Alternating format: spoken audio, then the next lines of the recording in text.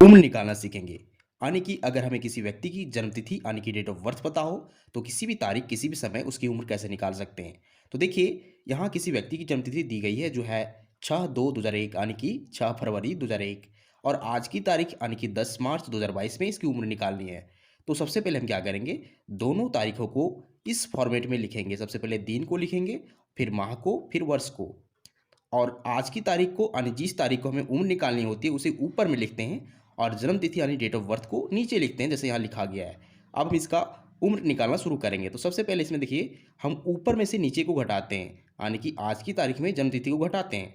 तो देखिए, 10 में से पहले 6 को घटाएंगे, क्योंकि छोटे यूनिट से घटाना शुरू करते हैं। यहाँ छोटा यूनिट दिन है, तो सबसे पहले दिन को घटाएंगे, फिर इसके बाद का यूनिट माह है, तो इसके बाद हम लोग माह को घटाएंगे, इसके बाद हम लोग वर्ष को घटाएंगे। तो चलिए दिन से घटाना शुरू करते हैं, क्योंकि यह छोटा यूनिट है यानी कि मात्रक है। तो 10 में से 6 को घटाएंगे, तो देखिए 4 मिलेगा, क्योंकि 10 में से 6 जाएगा तो हमें 4 ही मिलेगा। इसके बाद देखिए हम लोग इस माह को घटाएंगे, तो 3 में से यहाँ 2 घटाना है, तो हमें 1 मिलेगा। अब देखिए वर्ष को घटाना है, तो वर्ष में देखिए यहाँ 2 में से 1 जाएगा तो 1 मिलेगा, फिर 2 में से 0 तो सिर्फ 2 ही मिलेगा, और यहाँ 0 में से 0 तो 0, और यहाँ 2 में से 2 तो 0। इसका मतलब है कि इसकी उम्र जो आ रही है वो 21 वर्ष आ रही है, 1 माह आ रही है और 4 दिन। तो ये फर्स्ट मेथड है उम्र निकालने का। अब हम लोग सेकेंड मेथड सीखेंगे, जिसमें हमें हासिल की ज़रूरत पड़ती है। तो इस वीडियो को आप पूरा देखिए, तभी आपको समझ में आने वाला है। अगर आप हड़बड़ी करते हैं तो आप बहुत कुछ सीखने से वंचित रह जाएंगे।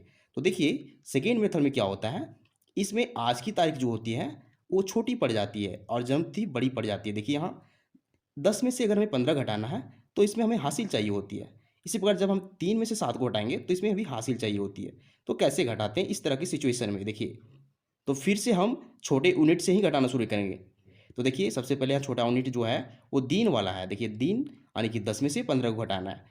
तो यहाँ देखिए 10 छोटी संख्या है, 15 बड़ी संख्या, तो घटेगा नहीं। इसके लिए क्या चाहिए, इसे हासिल चाहिए। तो इससे हासिल कहाँ से मिलेगा, तो इसके पड़ोसी से मिलेगा। यहाँ पड़ोसी जो है माह है, यानी यहाँ देखिए यहाँ माह जो है वो पड़ोसी है, तो यह पड़ोसी इसको हासिल देगा।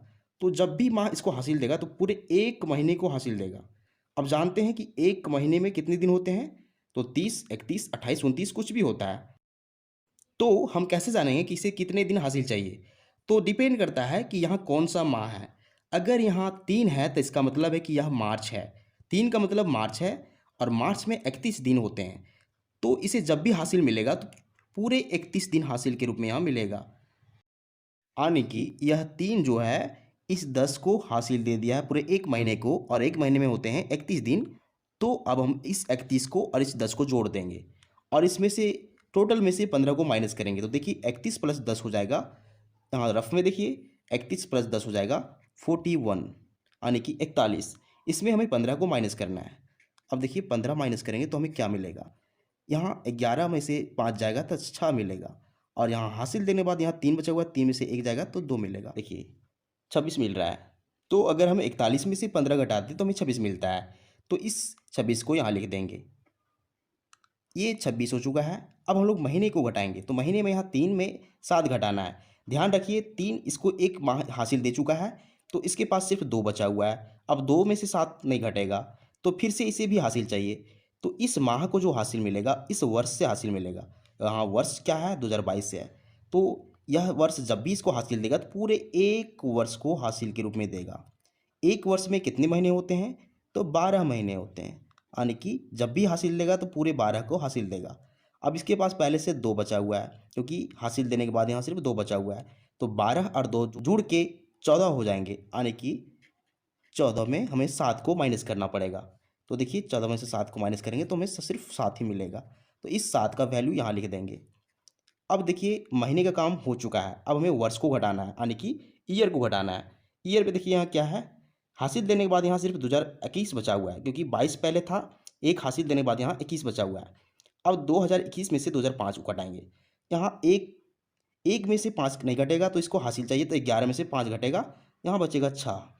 अब यहाँ हासिल देने के बाद सिर्फ 1 बचा हुआ है, तो 1 में से 0 तो 1 बचेगा, 0 में से 0 तो 0, और 2 में से 2 तो 0।